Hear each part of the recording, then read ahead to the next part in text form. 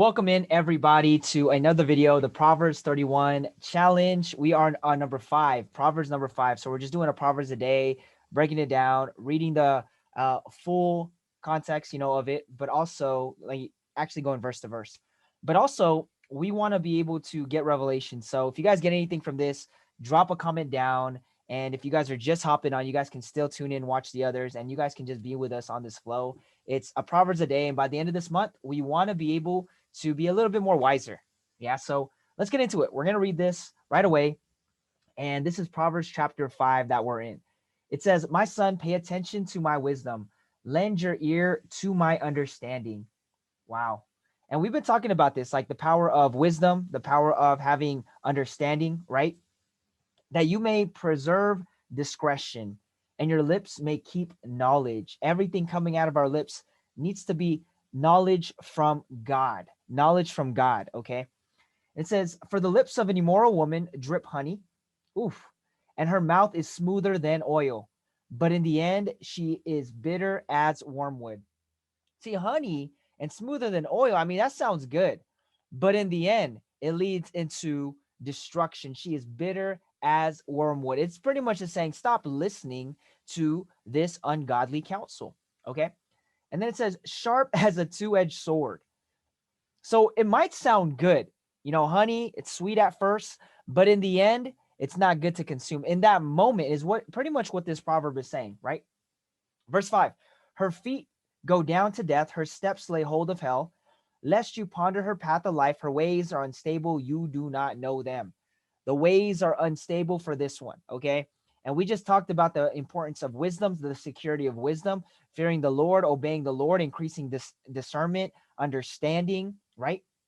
And now it's just saying the peril of adultery, meaning following things that are not of God, right? It might sound sweet. It might sound good for that moment, but is it really what God approves?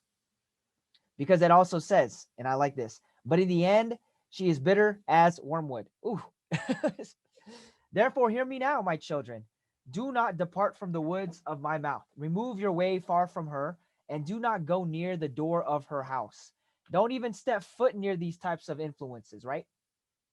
"Lest you honor to others and your ears to cruel one, lest aliens be filled with your wealth and your labors go to the house of a foreigner, and you mourn at last when your flesh and your body are consumed, and say, how have I hated instruction, and my heart despised correction. I have not obeyed the voice of my teachers, nor inclined my ear to those who instructed me. I was on the verge of total ruin in the midst of the assembly and congregation." Wow. "Drink water from your own cistern and running water from your own well. Should your fountains be dispersed abroad, streams of water in the streets, let them be only your own and not for strangers with you." It's like, yo, stay in your own lane. Don't be drinking all these other water from this world. And I like this analogy, right?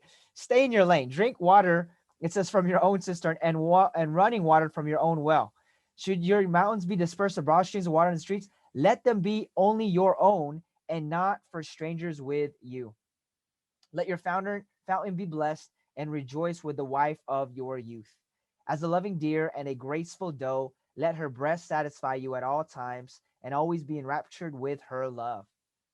For why should you, my son, be enraptured by an immoral woman and be embraced in the arms of a seductress? Jeez, I don't want to be caught up in any of that stuff, right? Because the ways are unstable. And it says this, "For the ways of a man are before the eyes of the Lord, and he ponders all his path. His own iniquities entrap the wicked man, and he is caught in the cords of his sin. He shall die for lack of instruction, and in the greatness of his folly he shall go astray." Jeez. All I gotta say is just be wise. Be wise. This is so deep, and it's interesting how it talks about, like right here in verse 18, right? It talks about, "Let your fountain be blessed and rejoice with the wife of your youth."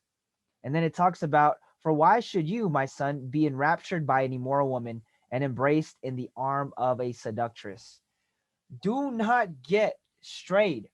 Do not get strayed from the things of this world. It's so interesting as I think about, really meditating on Proverbs 5 and just like the influences of this world, the things of this world. the things that profit of nothing. And it literally says it how wide, right? Wide and broad is the path to destruction, but narrow is the gate to life.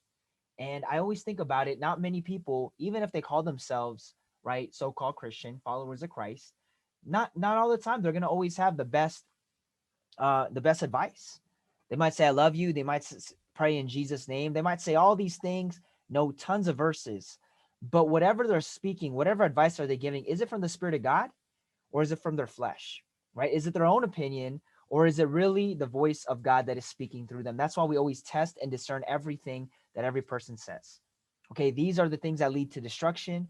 These are the things that literally it says, yo, it might sound good, it might taste like honey, and it might be as smooth as oil, but in the end, they're as bitter as wormwood.